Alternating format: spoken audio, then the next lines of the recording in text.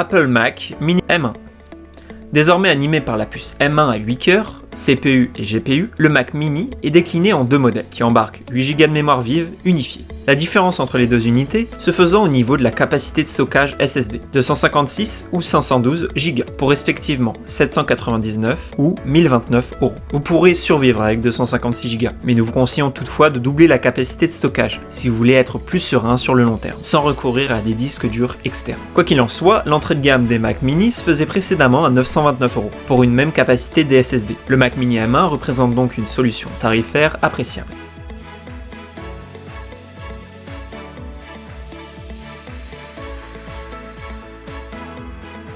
HP Z2 Mini G5 Workstation.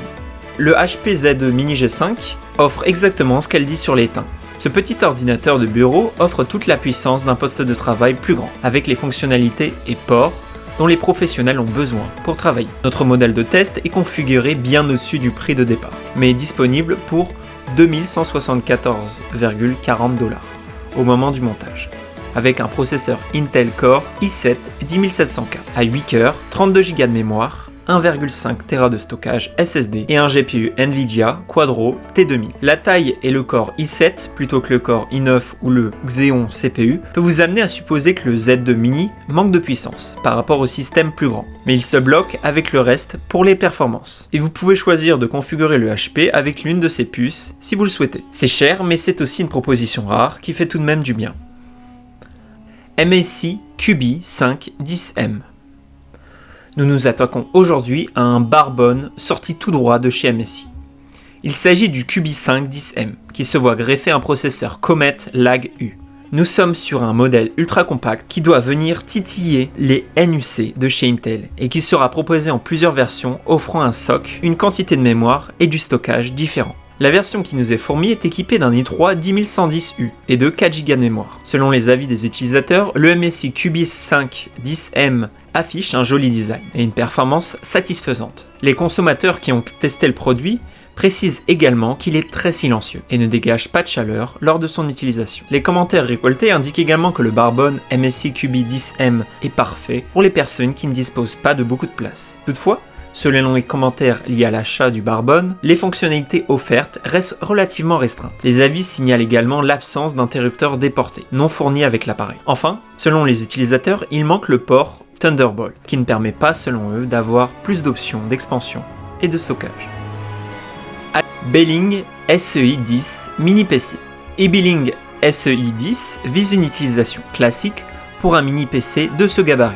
Avec un Core i3 10005 G1 d'Intel, épaulé par 8 Go de DDR4 et 256 Go de stockage, l'engin est capable de toutes les missions bureautiques et multimédia qu'on demanderait à un PC de plus grande taille. 12,4 cm de large et 11,3 cm de profondeur, pour 4,1 cm d'épaisseur.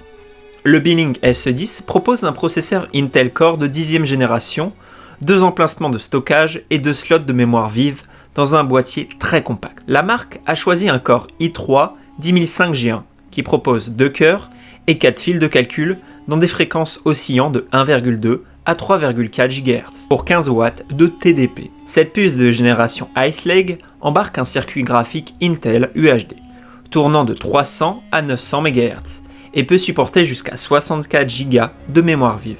Un total qu'il sera possible d'atteindre grâce à 2 slots de DDR4 embarqués dans l'engin. Le Beeling SE10 propose également un stockage de 256 à 512 Go de NVMe qui sera possible de faire évoluer vers d'autres solutions.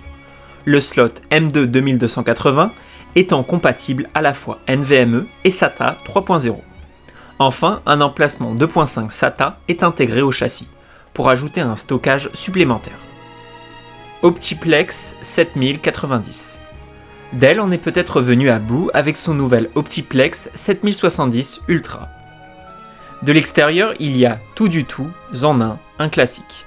Cependant, la disposition de ses portes externes laisse apparaître sa spécificité. Toute la partie PC est rassemblée dans son pied et non dans le châssis de l'écran, derrière la dalle LSD. Premier avantage, l'affichage peut être remplacé indépendamment des composants du PC. Pratique, puisque la durée de vie d'un afficheur est assez différente de celle d'un composant, que l'on changera plus régulièrement en cas de panne ou par convenance. Ensuite, on note que Dell a veillé à ne pas verrouiller sa technologie. L'utilisateur peut installer sur le pied, fourni sur n'importe quel écran, tant que ce dernier répond à la norme VESA. Le fabricant américain fournit toutefois avec l'Optiplex des moniteurs sous sa marque en format 24 ou 27 pouces. Pour revenir à l'unité centrale, et contrairement à ce que nous imaginons avant de voir le produit, Dell n'a pas joué la carte de l'intégration maximale. Le module qui vient se loger dans le pied de l'écran est certes compact, mais il est étudié pour que les composants restent accessibles en retirant simplement une trappe.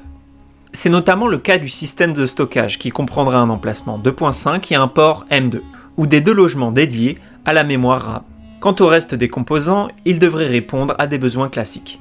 Intel Core i7 vPro 9e génération, jusqu'à 65 Go de RAM, et puces dédiées pour le support du Wi-Fi 6.